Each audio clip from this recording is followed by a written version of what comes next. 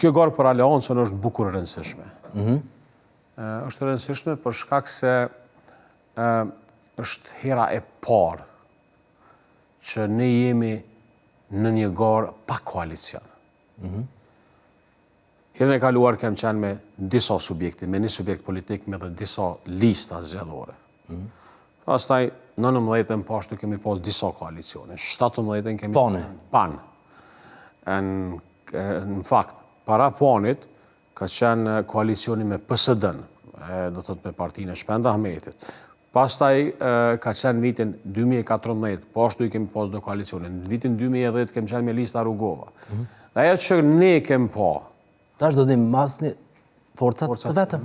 Ajo që ne kemi pa, është se atë sa na kanë sjell vota, fuqi elektorale, koalicionet, po aq na kanë dëmtu për shkak se neve votuesi ynë na don këta që jemi.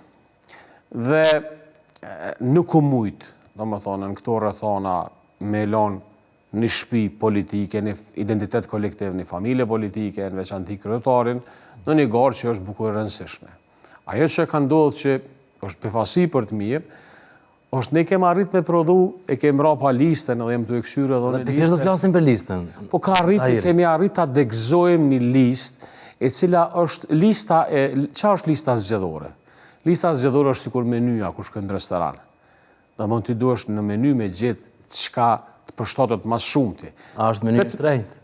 Kjo meny është meny që i ka të gjitha predispozitat me zgjedh. Çka do që të preksh ose çka do që të kërkojsh? E ke aty. Prej borsit të listës e deri tek i fundit që ka durim Halilaj i fundit, gjithë i ki. Pra, pe bëj një farë analogji, pari që ka kryetari Haradinaj, djetë kush është, durimi është punon pushtet lokal. Pra, këtu ki një grupacion të individve të cilat janë të dëshmuar në rrethana të ndryshme,